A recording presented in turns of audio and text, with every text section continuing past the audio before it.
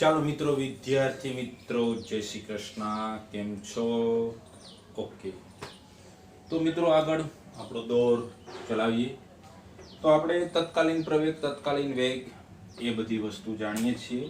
આ એની સમરી પણ તૈયાર બાજુમાં રાખેલી છે.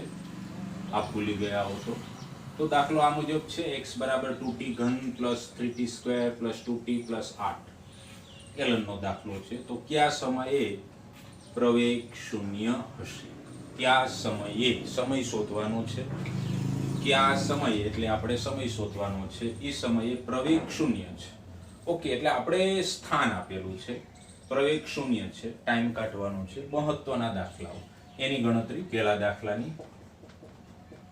સ્થાનનું સૂત્ર x બરાબર 2t ઘન plus 3t square plus 2t plus 8 છે. ઓકે, આનું આપણે t ની સાપેક્ષે વિકલન. તો t ની સાપેક્ષે વિકલન કરીશું વાલા દોસ્તો, તો dx by dt. હવે તો પ્રેક્ટિસ થઈ ગઈ હશે. ઘાત આગળ 6t square plus 6t plus 2 and 8 is 0. dx by dt યાની કે વેગ. આ વેગનું સૂત્ર તમારી સામે આવી ગયું. પણ આપણે તો પ્રવેગ જોઈએ, તો ફરીથી t ની સાપેક્ષે વિકલન કરીશું અને એ t ની સાપેક્ષે વિકલન કરીશું તો આપણા પાસે જવાબ કંઈક આવો બનશે. તો શું લખાશે મિત્રો? dv by dt is equal to વિકલન કરો 12t વત્તા 6, બાકી આપ જાણો છો. dv by dt યાની કે એક્સેલરેશન. ઓકે, પણ તમને પ્રવેગ કેવો આપ્યો? શૂન્ય. પણ પ્રવેગ શૂન્ય છે. તો તમે કીધું તો પ્રવેગની જગ્યાએ શૂન્ય. ઓકે, આ મારી પાસે આન્સર આવ્યો. તો આનો મતલબ એ થયો કે 6 ને આ બાજુ મોકલી દઉં તો 12t is equal to -6, यानी कि t is equal to -2 second. આવો સમય આવ્યો. આમાં મિસ્ટેક છે, કારણ કે t यानी कि -2 સેકન્ડ આવ્યો. હવે થોડુંક અહીંયા સમજો, કારણ કે કોઈ દિવસ સમય માઇનસમાં ન હોય. દાખલામાં કોઈ રીતે મિસ્ટેક છે. હમણાં આપણે વિચારશું દાખલો, એટલે જ મેં વિચાર્યું t is equal to -2 second છે. ઓકે, પહેલા તમે એટલી સ્ક્રીનશોટ લઈ લો.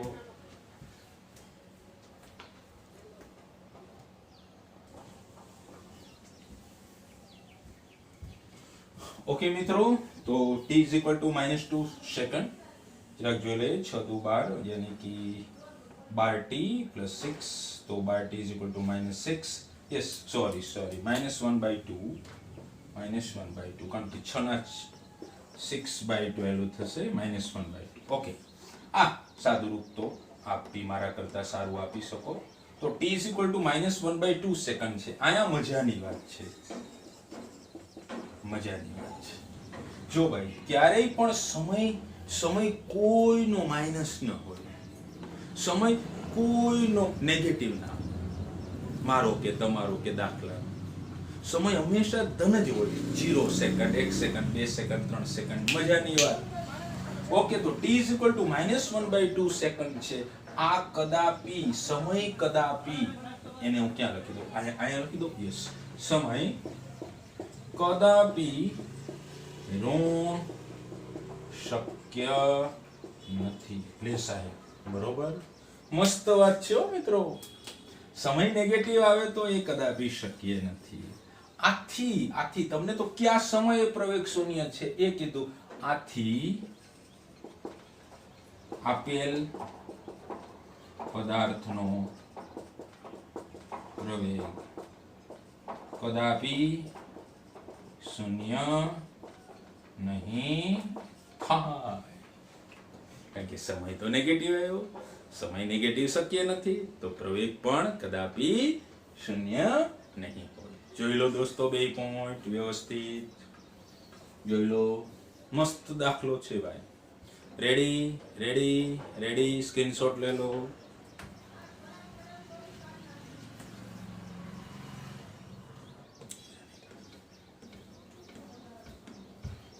ચાલો મિત્રો, બીજા દાખલાની સ્ટોરી સાંભળો. સ્થાન નું સૂત્ર આપેલું છે જે સમય સાથે ચેન્જ થાય છે અને એ સ્થાનનું સૂત્ર આ મુજબ છે x = AT + BT² - CT ઘન સ્થાન છે એ મીટરમાં છે. ઓકે, પેલો એલનનો દાખલો હતો જે સરસ મજાનો દાખલો હતો. આપણી બુકોમાં અલગ અલગ બુકોમાં જોવા મળશે. A and B and C એ કોઈ અચળાંક છે જ્યારે પદાર્થનો પ્રવેગ શૂન્ય હશે. ઓકે, વાત આયા હોય મિત્રો, પ્રવેગ શૂન્ય હશે એટલે તમને સ્થાન આપ્યું, તમારે ઘોડાગાડી પ્રવેગ સુધી લઈ જવી પડશે. પ્રવેગ શૂન્ય હશે ત્યારે વેગ શોધો. બધી વસ્તુ આમાં આવી જશે.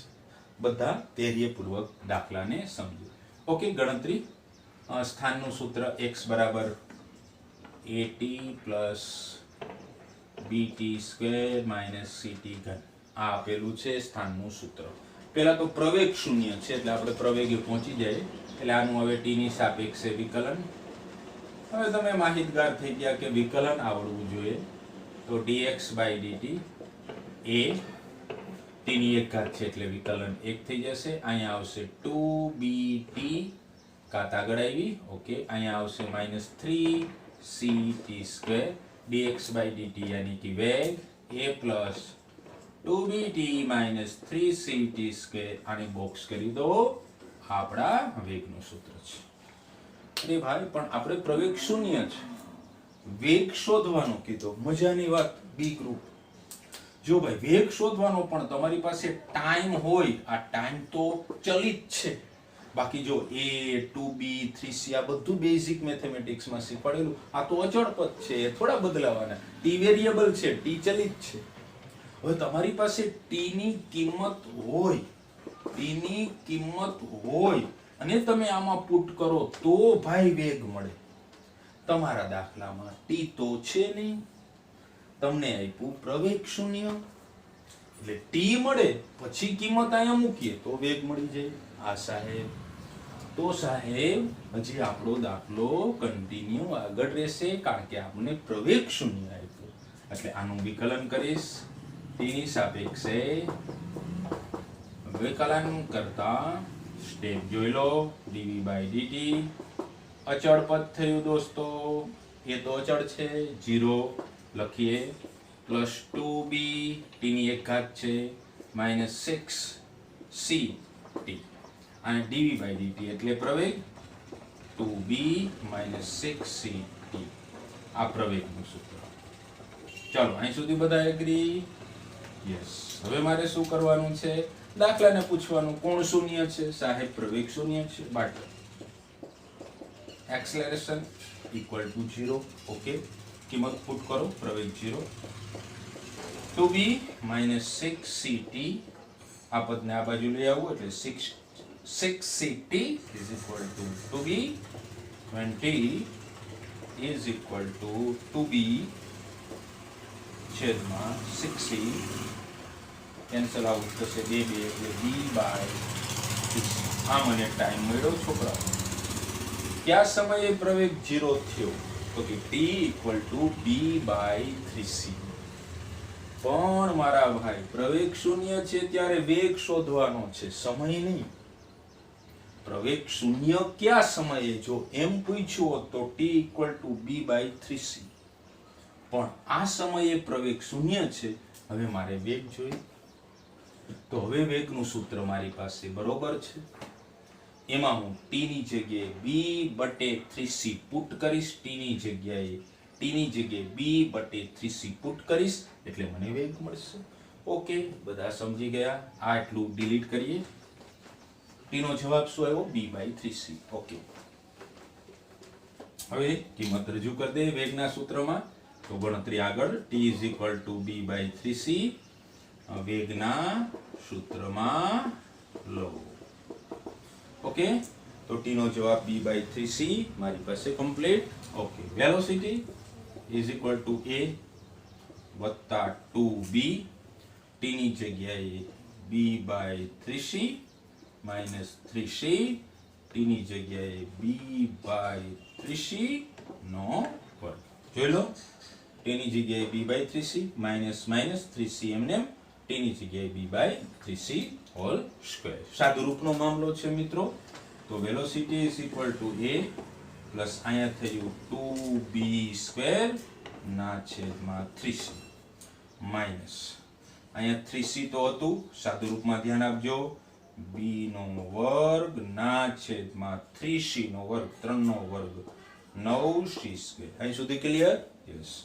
તો velocity is equal to a plus 2b² ના છેદમાં 3c માઇનસ અહીંયા 1c કેન્સલ, અહીંયા 3 તેરી 9 થઈ જશે તો ઉપર વધ્યું b² ના છેદમાં 3c. Are you getting my point? Yes. એનો લસા લઈ અને દાખલાને સમાપ્ત કરીએ. તો જોઈ લો મિત્રો, velocity is equal to a, આ a એમને એટલા પદનો લસા લઈ લઉં છું. 3c લસા આવશે, પ્લસ ની નિશાની છે તો લસા બની ગયો 3c બે પાસે, એટલે 2b² માઇનસ નિશાની માઇનસ b² यानी कि a plus 2b² minus b² એટલે કે b² બાય 3c. આ આવી ગયો વેગનું સૂત્ર. ઓકે, આ વેગનો આન્સર આવી ગયો. હજી તમે લસા લઈ શકો 3c, આપ ઈચ્છા પડે તો કરી શકો. દાખલાની સ્ટોરી અગત્યની હતી મિત્રો. આ દાખલો ખૂબ ખૂબ આઈએમપી છે. સ્ક્રીનશોટ લઈ લો.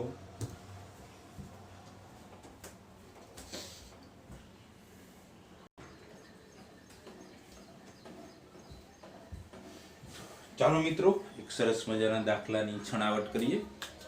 એક કણનું સ્થાનાંતર, ઓકે, સ્થાનાંતર સમયના ઘનના સમપ્રમાણમાં છે. હવે આવું અર્થઘટન શું કહે એ જોઈએ. હવે એક કણનું સ્થાનાંતર, ઓકે, આ વાક્ય આપણને આપ્યું, સ્થાનાંતરને આપણે x કહી દઈશું.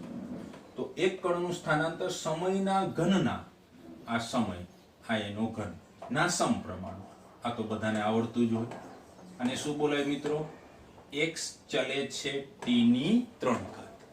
મતલબ કે x એ t ના ઘનના સમપ્રમાણમાં ચલે છે. t વધશે તો x વધશે, t ઘટશે તો x ઘટશે. હમ સાથ સાથે, કારણ કે x ચલે છે t ઘન. ઓકે, હવે સમચલનની નિશાની છે, એને આપણે દૂર કરીએ તો અચળ મૂકવાનું.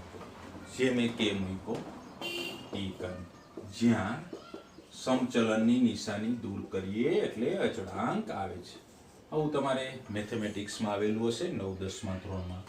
ઓકે, સમચલનની નિશાની દૂર કરી એટલે અચળ મૂકો k.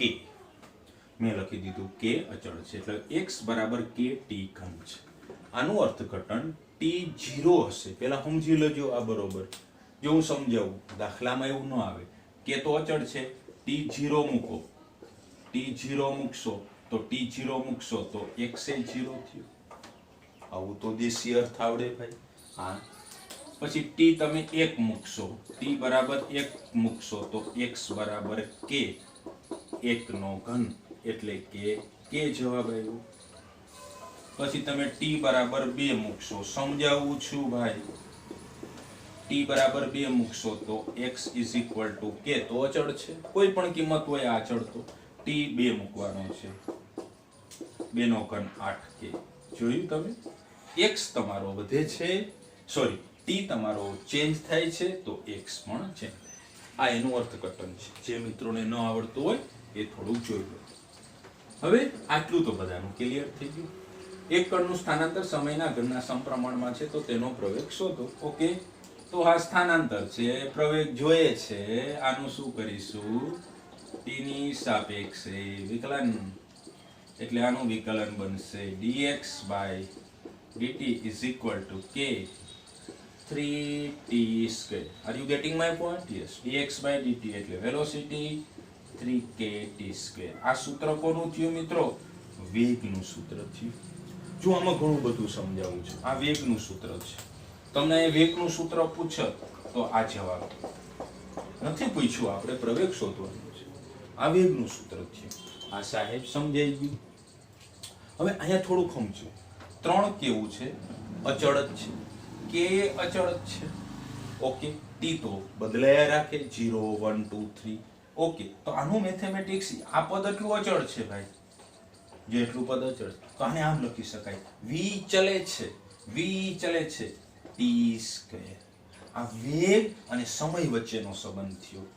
વેગ અને સમય વચ્ચેનો સંબંધ. આ બધું સાચવજો, અઘરું નથી, બસ હું સમજાવું એ તમને યાદ રહી જ જશે. વેગ અને સમય વચ્ચેનો સંબંધ. આને બોલવું હોય તો કેમ બોલાય? વેગ સમયના વર્ગના સમપ્રમાણમાં છે. એ લખી દઈએ. વેગ એ સમયના વર્ગના સમચલન અથવા સમપ્રમાણમાં, સમચલનમાં છે. હાલો, એટલું ક્લિયર? ઓકે. આ તો મેં એક્સ્ટ્રા માહિતી આપી દોસ્તો. તમારી પાસે વેગનું સૂત્ર આવ્યું, તમને પ્રવેગ પૂછ્યો. ઓકે, સ્ટોરી આગળ વધારો.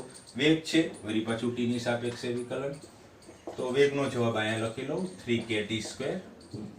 t ની સાપેક્ષે વિકલન કરતા બધી સ્ટોરીના તમને હું દાખલા લેતો જઈશ, કારણ કે જેમ ફિઝિક્સમાં દાખલા ભણશો એમ તમારો કન્ટેન્ટ મજબૂત થશે, સૂત્ર યાદ રાખવાથી નહીં. ઓકે, તો v = 3kt². અચ્છા, એનું t ની સાપેક્ષે વિકલન. અચ્છા, dv/dt = વિકલન કરો, ઘાત આગળ આવશે, 6k × t, dv/dt acceleration 6k t. આ પ્રવેગનું સૂત્ર આવ્યું, જે પ્રવેગનું સૂત્ર છે. એટલું બધા બચ્ચા ક્લિયર કરે, એટલું બધા બચ્ચા ક્લિયર કરે. જો કેવો સરસ મજાનો દાખલો. ઓકે, હવે પ્રવેગ શોધો. અર્થઘટન બધું સમજતા જાઓ. 6 કેવો અચળ, k કેવો અચળ, t તો અચળ નથી મારા પ્રભુ. ના ભાઈ, t ની ઉપર એક ઘાત છે. ઓકે, હવે આનું અર્થઘટન લખતા આવડવું જોઈએ. એ ચલે છે t, મતલબ પ્રવેગ અને સમય નો સંબંધ થયો મિત્રો. આ પ્રવેગ અને સમય વચ્ચેનો સંબંધ થયો. આનો મતલબ શું થયો? કે પ્રવેગ સમયની એક ઘાત છે, એટલે તો સમય જ બોલાશે. ઓકે, પ્રવેગ એ સમયના સમપ્રમાણમાં ચલે છે અથવા સમપ્રમાણમાં છે. નથી સમજાતું દોસ્તો તો મને ફોન કરજો. પ્રવેગ સમયના સમપ્રમાણમાં છે. ઓકે, આનો મતલબ એ થાય કે સમય વધે તો પ્રવેગ વધે, સમય ઘટે તો પ્રવેગ ઘટે. બીજા અર્થઘટન, જો t0 મૂકશો એટલે પ્રવેગ 0 થઈ જશે, t 1 સેકન્ડ મૂકશો તો 1 સેકન્ડનો પ્રવેગ આવશે. અર્થઘટન, સમય યાની કે t વધે, t बढ़ेगा તો પ્રવેગ વધે, અને t ઘટે તો પ્રવેગ ઘટે. ઘણા બધા ઓપ્શન પૂછી શકાય. અને હા, t = 0 મૂકશો તો પ્રવેગ 0 થઈ જશે. ઓકે, એટલે અહીંયા સમય વધશે તો આપણો પ્રવેગ પણ સમયની જોડે વધતો જશે, સમય ઘટતો જશે તો પ્રવેગ પણ ઘટતો જશે. આર યુ કમ્પ્લીટ દાખલો?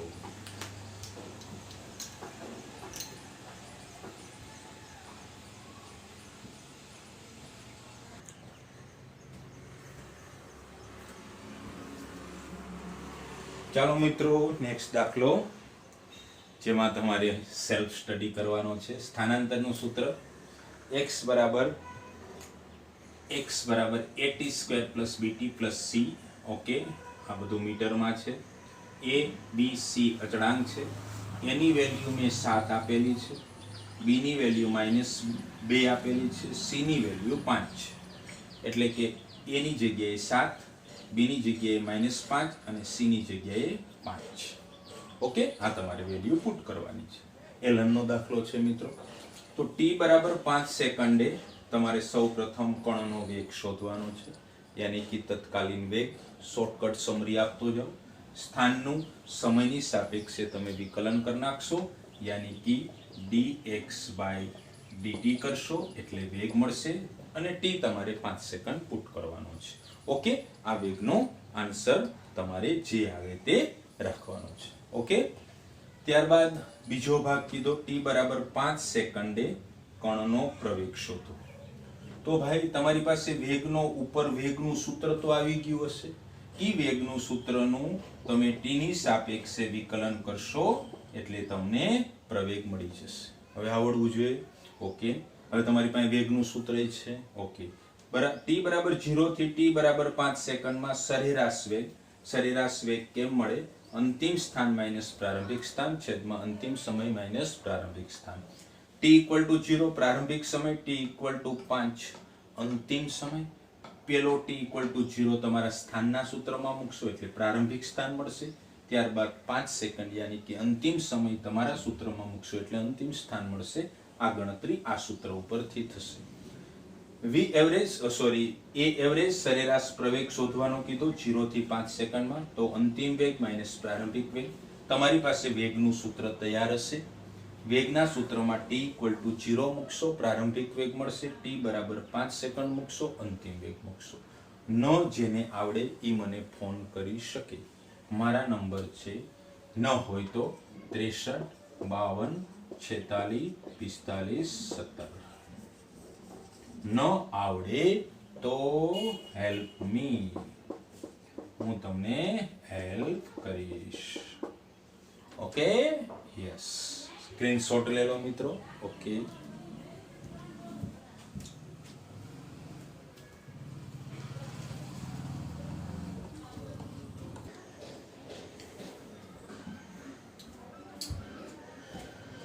ચાલો મિત્રો, હવે થોડીક ફોર્મેટ ચેન્જ થશે.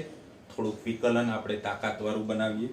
તો હું તમને પહેલા એક સિસ્ટમ આપી દઉં. વિકલનની સિસ્ટમ છે, ધ્યાન આપશે. આવું મારી પાસે એક ફંક્શન છે. a 2a અચળ છે અને b અચળ છે. x બદલાશે એટલે t બદલાશે.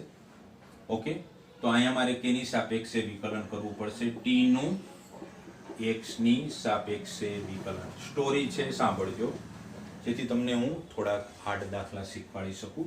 આનું વિકલન આ મુજબ થશે. t નું x ની સાપેક્ષે એટલે dt/dx. જોઈ લો તો આ તમને આવડે છે. dt/dx ખરું. વિકલન કરો x ની સાપેક્ષે, કારણ કે અહીંયા x છે. 2a, કારણ કે x ની ઉપર એક ઘાત છે તો એનું વિકલન 1 અચૂક લખ્યું. અચળ પદ છે 0. દોસ્તો થોડુંક ચેન્જ થઈ રહ્યું છે. t બરાબર આપેલું છે, t બરાબર આપેલું છે. અત્યારે શું હતું? અત્યાર સુધી x બરાબર સામે t હતો. હવે t સામે x છે. ઓકે, જેથી તમને આઈડિયા આવશે. આનું સાદું રૂપ ક્લિયર કરો પહેલા. તો dt/dx, જોજો મજા આવશે, અઘરું નથી. 2a ready. હવે આ dt/dx છે. આનો વ્યસ્ત લો, આનો વ્યસ્ત લઈ લો. તો વ્યસ્ત લે તો આવું લખાય, dx/dt = આનો વ્યસ્ત 1/2a.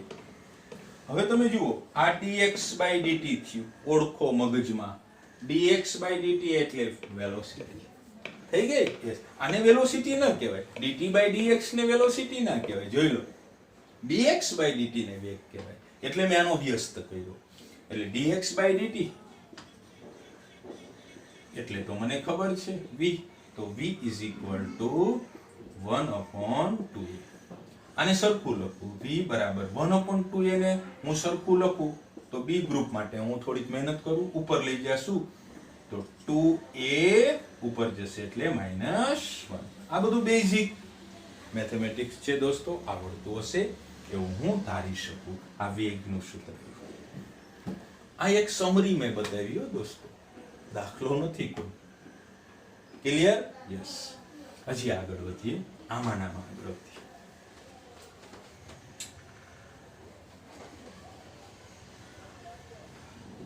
હવે થોડુંક આવું બદલાવીએ જેથી તમને મજા આવે. t બરાબર તમે તમારી રીતે લખી શકો ax² + b. આવું છે, જ્યાં a અને b અચળ છે. ઓકે, t બરાબર આપેલું છે, t = ax² + bx. ચાલો એની અંદર રમત સ્ટાર્ટ કરીએ. તો કેની સાપેક્ષે વિકલન થશે? t નું x ની સાપેક્ષે વિકલન. હા સાહેબ, કારણ કે અહીંયા x છે. વાહ સાહેબ વાહ. તો dt/dx = વિકલન કરો મિત્રો. શું થશે? ઘાત આગળ આવશે 2ax. વત્તા અચળ પદનું 0. હવે સરખું લખીએ તો dt by dx બરાબર 2ax. પણ મારા ભગવાન, મારા પ્રભુ, આને વેગ કહેવાય ના પ્રભુ, કારણ કે dt by dx છે. dx by dt હોય તો કહી શકાય. એટલે આનું વ્યસ્ત લેશું પ્રભુ. ઓકે, પ્રભુએ શું કીધું કે સાહેબ વ્યસ્ત લો, તો dx by dt. એટલે હું તમને આવા કટકા પહેલા સમજાવ્યું, પછી દાખલા મજા આવશે. 1/2ax, કારણ કે વ્યસ્ત લીધું. dx by dt એટલે વેગ. આ 1/2ax ને સરખું લખું તો હવે આવડશે, 2ax ની ઉપર -1. આ વેગનું સૂત્ર છે. આ વેગનું સૂત્ર થયું. આ વેગ છે, એક સ્થાન છે. એટલે આ વેગ, જો આવું બધું સમજજો મજા આવશે. વેગ અને સ્થાન વચ્ચેનો મારા પ્રભુ સંબંધ છે. આવું પૂછે તો આ કોની વચ્ચે સંબંધ આપ્યો તો બોલતા શીખવાડું તો કે t યાની કે સમય, a ને b અચળ છે, એક સ્થાન છે, આ બે વચ્ચેનો સંબંધ છે. Clear cut? હજી તમે આગળ વધી શકો અહીંયા. હાલો ને સાહેબ, પણ એ પછી પેલા એટલું તમને ક્લિયર છો. સ્ક્રીનશોટ લે લો દોસ્તો.